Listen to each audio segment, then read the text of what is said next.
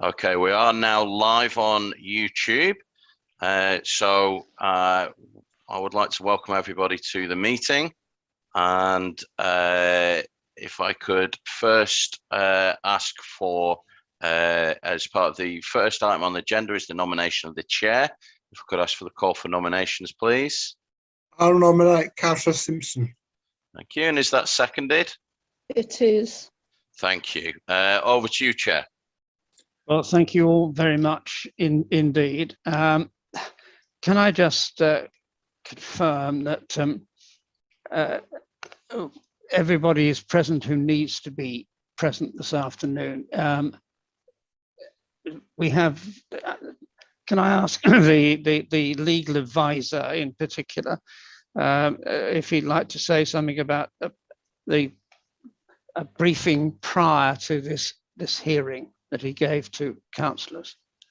Yeah, I'm happy to. Normally the committee meets to read the papers and understand the application that they're looking at, which is what you did today. I gave no legal advice as such, and you were asking queries in terms of the papers of me. That's it. Thank you. No legal advice provided. Right, that's fine. Can I ask the licensing officer whether she has, are there any technical issues that we need to be bringing to the attention of the panel? Good afternoon. I'm not aware that there's been any communication between any of the parties to the hearing. Everything else is in the report before you. Thank you we very have much. evidence from the applicant that the application was properly advertised. Yeah, indeed we do. That's very, thank you very much indeed.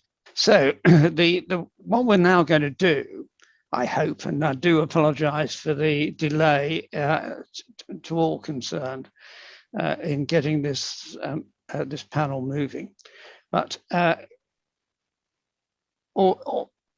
there have been conditions put to the applicant, but I'm going to ask the applicant if he would like to present his case to the panel in order for questions then to be asked by the interested party, as there are no references from responsible authorities at this hearing. So who's going to, Suresh, are you going to speak on behalf? Yes, yes, Chair, it will be me. Thank you. All right, brilliant. Thanks so much for that. Chair, I think I just wanted to give briefly, I think as you all have seen, read all this the pack. So, Chair, I think this application was made. We have, we are aware of where the premises is situated and the special policy that in place in that area, and considering all the problems in the area. Also, this application is, before it was made, it was, is well prepared and well consulted with the authority as well. We went through, the application details with the police, and the police is actually, haven't put any representation, as you can see. And also the other representation from the trading standard, Chair, also has been, the condition has been accepted, it's been withdrawn. Chair, I mean, like what I would like to say, Chair, I think the application, the applicant made this application, he been working in the local area, he's working in the Mitcham Asta for over 8 years. And he took over these premises about nearly 3 years now. And this application, Chair, seek to sell alcohol like any other product. Now, Chair, I think why we put this application to sell alcohol is considering all those, policies involved and everything else, is to sell to the current, existing customers who come into that premises. Chair, I think, as you know, this premises has been a newsagents. So, I mean, luckily, the newspaper are still being sold at the premises, and a lot of people are coming to buy newspapers in that particular premises. it's been well known as a newsagents, and people, lots of people come to buy it and are regular customers. And applicant would like to continue, it's been changed hand a few times, I think it's important, Chair, now in new age, we have to sell all product in order to financially viable to operate, selling newspapers, all the other essential product to the local community. So same time, Chair, just getting, considering the policies involved, we put forward a number of very strong conditions. In terms of cumulative impact policy, the question we are having here today, whether granting a license for these premises will going to contribute any extra problem that is already exist. But Chair, the papers in front of you, the conditions are there to prove that that's not going to be the case. I think, Chair, the few things I would like to mention, the alcohol is going to be, it's not self-service of alcohol there, it's not 100% of the whole area, no miniatures, no special lagers, only 4 cans of beer. And those are very, very strong conditions, Chair. And just coming back to, I wanted to quickly address the concerns raised by the Councillor Stanford. I think she mentioned, obviously, she's seen the mention about street ringers gathering, day and night, antisocial behavior, noise and littering, and that kind of things. Here, we have put forward a number of conditions to address her concerns, including the litter, we're gonna clean the area. They've been doing that for some, all the times, not just because of the license. They've been doing that. And in terms of street ringers, we can 100% guarantee that the street ringers are not going to come to this place because, the product they are looking for is not available in this place, and they can't buy single cans of beer. And also, Chair, we know, I think the applicant have a clear window and they can see. This is, the premise is also situated in a very public place. It's not like a hiding place compared to other premises. If anything happening in somebody ringing in front of that shop, they will notice and they will report, So, so the applicant will notice anyone ringing outside, and they wouldn't not be definitely selling to them. And also they're not going to come. Even if they come, they will notice, they will ban them from them. And Chair, I think she mentioned normally people are intimidated, in the evenings. So Chair, as you can see, this license from 10 a.m. To 6 p.m. in the evenings, we are nearly, at the moment, is only to responsible customers coming to buy, some other product in the area, or people coming to buy newspapers in the early morning, and they know they can come also to buy here, bottle of wine, rather than going far away. They come, same customers coming back again later on to buy bottle of wine, so things like that. We can advertise very clearly, the hours, so people know, what time they can buy alcohol in that place. So, so we can manage that. The alcohol is completely, hiding behind the screen outside sale of alcohol. Even it's not in the public place, people, customers can't access to it, so we are covering that to make sure, before nobody is trying to, make trouble to get alcohol before 10 a.m. or like before 6 p.m. in the evenings. So, Chair, I think, considering all those things, this is a very, very welcoming applications, and it's a community shop. It's been there for a while, long time, and it is a great things to, give this opportunity for customers to come and buy in this place and support the local shop as well, looking at that point of view, Chair. So that's all I would like to say for now, Chair. Also, and also applicant, like I said to you, I have a long experience, more than 8 years working in Astra. So this is, he started as his own venture now recently, over nearly 3 years now. Thank you, Chair. That's what I wanted to say. Well, that's very succinct, and thank you very much for your presentation.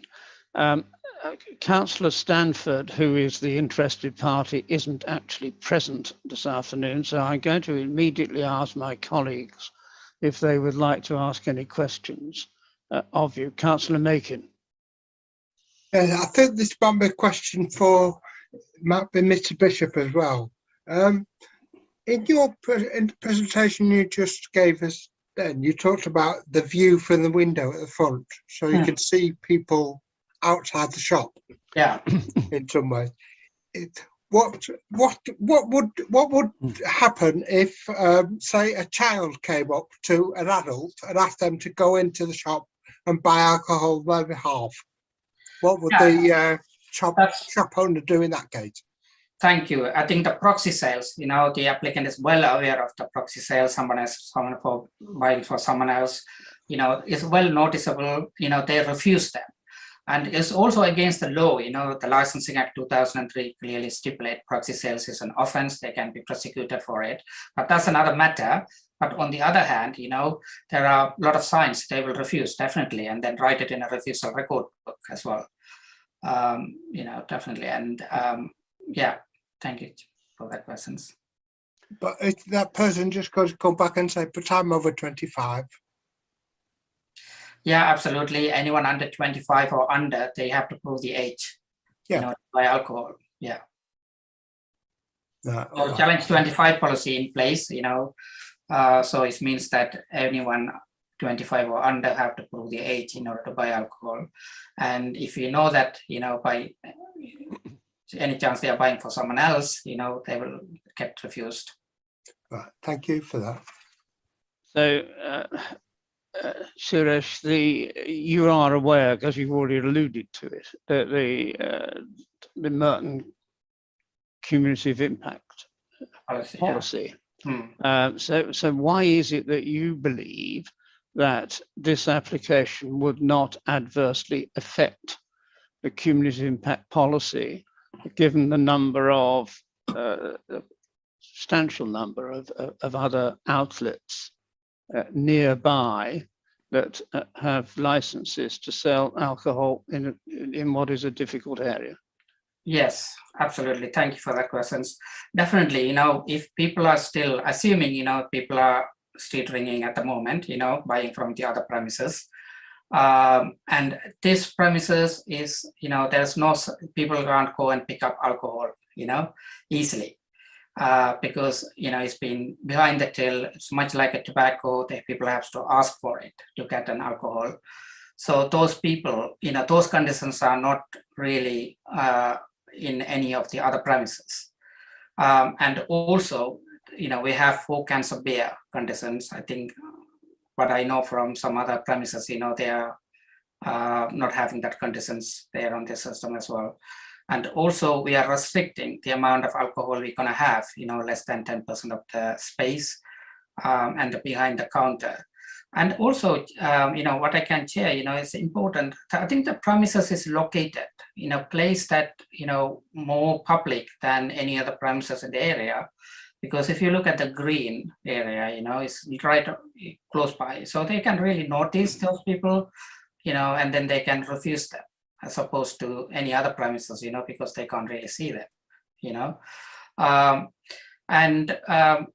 right now, we have a lot of other conditions which are more stronger than any other premises in that area also there.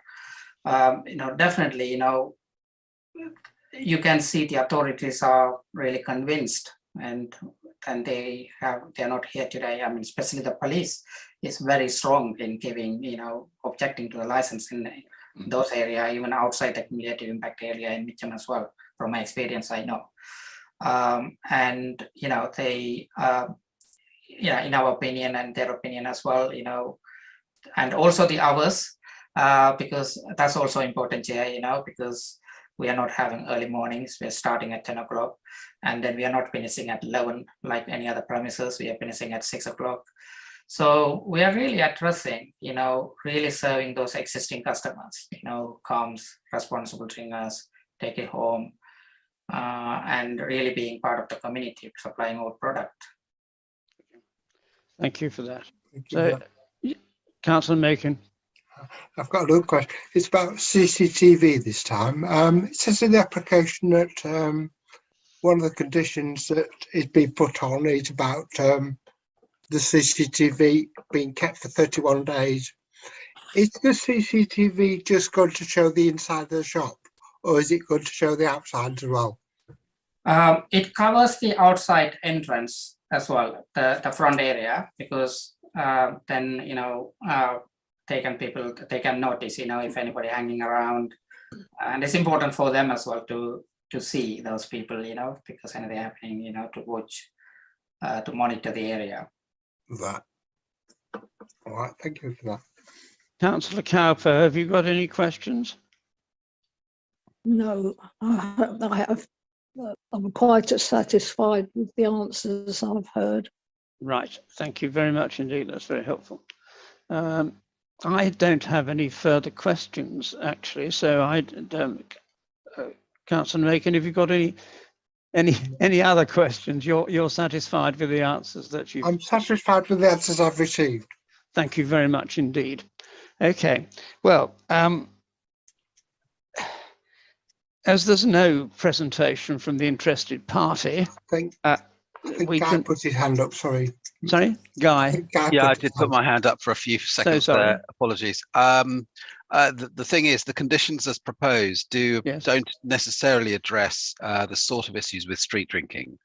For example, you could have single cans being provided. I can't think of the other sort of things, but there are a few other sort of examples. Let me give you examples.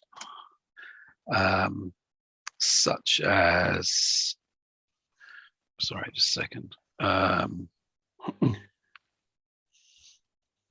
Will a personal licensee be on site? That's another question. And also when sales are being done.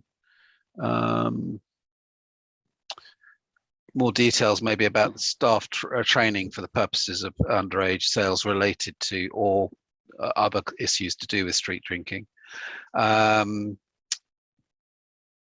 Signs about CCTV, I'm assuming that's on the conditions proposed. Okay, those are helpful Some points. thoughts that we need to think about perhaps in terms of decision making, but I'll address you on that and give you legal advice on that in due course. The other point that needs to be made is in relation to evidence. Mr. Baker, who is the previous licensing advisor to the applicant, in a submission explained that he felt that there was an issue with the cumulative impact insofar as evidence related to the problem drinking in the area. Obviously, the evidence for the cumulative impact policy is the evidence that applies in that situation. It doesn't, there's not necessarily going to be any related to this particular premises because it's not necessarily got a license to do that yet. And then last but not least, obviously this premises has previously made an application for a license that's been refused, albeit quite some time ago, but on similar terms in terms of the same sort of conditions. But obviously that's for you to consider in your deliberations in relation to the conditions offered. Thank you. That's very helpful. Right. So this is an unusual. Suresh, this is an unusual panel because the representations that were previously made by trading standards and all the police, of course, have been withdrawn on the basis of conditions that your client has agreed. Are you aware, or were you aware of any previous application made for these premises, whether it was by the current owner or not? Now, this is totally a new application, Chair, and with a new applicant. Definitely in the last 3 years, there were no applications made, and also, Chair, these applications, we don't know any details of that application, but right now what we have it in the front, right now, right in this moment, maybe there were objections from the other authorities at the time, but right now, we have no objection from any of the other authorities. And also the hours of the applications, And the conditions, I can guarantee you, definitely 100%, it won't be that, these conditions are very strong in my experience. I myself personally applied in Westminster Council as well, just to mention, even in Leicester Square Underground Station also, years back, I applied myself and granted the license. But, I mean, comparing to that also, these conditions are very, very strong, Chair, even in a very problems areas. And there's no self-service of any of the alcohols. And also considering the hours, Chair, this has been very responsibly made. And this really address all the thing. Chair, I think, there is no, I think, as the legal advisor said about the staff training, there is details about the staff training, in there with the training standards as well. Every 3 months they need to be trained, with appropriate age checks and things like that. And definitely there will be a science about CCTV, there is no questions about that. And what about the presence of the, if I may just interrupt you, what about the presence of the personal license holder? That's right. That's what I was going to say that. Chair, I think there's no need. I mean, considering all of this, the alcohol is all about staff training, Chair, and how you train the staff. Right now, the staff can be trained up to even more than the personal license holder levels, especially what we are looking at here, how do you not sell it to, how do you refuse the street ringers, those kind of training can be incorporated by the applicant with his experience in ASTA also, they have a very strong training system, so he will apply that. So that's what I would like to say that, Chair. Thank you very much indeed. I don't have any more questions. Russell, Councillor Macon. I've got another question now about the CCTV again. I'm concerned that the CCTV covering the outside of the shop is fine, except that it's going to show members of the public just walking past, presumably, and we need to avoid that. I can understand the way that you want to show the front of the shop because it stops vandalism or various people hanging around, but the normal member of the public who just walking past the shop doesn't really want to be on the CCTV. And yeah, but under the Data Protection Act, we can't give access to anybody. Only the police have access to the CCTV. Right. And it's not like a public come and ask, can I see the CCTV outside? Can I have a record of it? Yeah, the other point to make, of course, is that if there was to be a prosecution related to it, my experience is that the CCTV taken would be blanked out in terms of those people walking past who are unconnected in terms of that prosecution. So I think you'll be okay, Councillor Macon, on that one. Right, I thought I'd better ask the question. But good to think about the issue, people's privacy and all that. Yeah. Well done, Russell. Thank you very much indeed. Well, without having any presentation from the interested party, I'm going to just ask the licensing officer whether she's got any comments or clarification she would make at this point. I don't think I have anything to add at all. Thank you. Right. Thank you very much indeed. We've heard from the legal officer already, but that he will discuss with the committee some points of law which we may or may not wish to cover when we go into private session. So I'm going to just ask Suresh whether you've any closing comment you would like to make, because I feel that we are at the point where this licensing subcommittee should go back into private session or go into private session, should I say, to consider the evidence that you have given and to determine whether this application should be granted. So is there any further comment you would like to make on behalf of your client? Yeah, well, Chair, these conditions are, like absolute. It's not like optional, they have to follow it. Otherwise, it's going to be in a serious trouble. And the area will be, watched by the local councillors closely as well. other police, highly monitored. And that's not an issue, but also, Chair, what I would like to say is, it's all about how you manage the premises as well. So the applicant have 8 years experience, working in locally in Mitcham, and is how well he's going to manage. It's a small premises, Chair, but it's got ample space at the back, grocery shops. I think it's a great thing to support these applications and see, right? But I think, I think also, like I said to you, Chair, if there are normally the street ringers in that area will be like regular ones, you can really look at them and then really bar them and not really serve them, and then they don't come here, so it's quite manageable, I would say. And that's what I'd like to say. Thank you, Chair. Well, thank you very much, and thank you for your patience in waiting until we were able to actually start this hearing. We are grateful to you for that. In the absence of any further comments, what I'm going to say is now that this meeting will now be closed. This hearing will now be closed.